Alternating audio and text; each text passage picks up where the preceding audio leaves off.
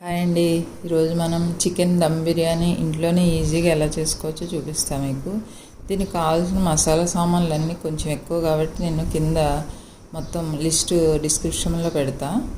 అలానే ఫస్ట్ ఒక 1.5 kg chicken తీసుకోండి. 1.5 kg చికెన్కి మొత్తం ఈ మసాలా మొత్తం పేస్ట్ చేసుకొని, ఈ మసాలా పేస్ట్ దీనికి 1/2 kg పెరుగు పడుతుంది. 1.5 kg చికెన్కి 1/2 kg పెరుగు, తర్వాత ఒక 3 ఆనియన్స్ బ్రౌన్ కలర్లో ఫ్రై చేసుకొని పెట్టుకోండి. అందులో 1/2 ఆనియన్స్ దీంట్లో కలపాలి. తర్వాత ఆనియన్స్ ఫ్రై చేసిన ఆయిల్ ఉంటుంది కదా, ఆయిల్ కూడా వేసేసుకోండి.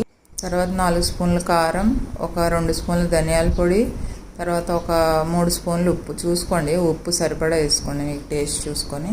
ఇవన్నీ కలిపి బాగా కొంచెం ఒక 2 నిమ్మకాయలు, కొత్తిమీర, పుదీనా ఇవన్నీ కలిపి ఒక ముందు రోజు నైటే మ్యారినేట్ చేసి ఫ్రిడ్జ్లో పెట్టేసుకోండి. అప్పుడే ఈ పీసు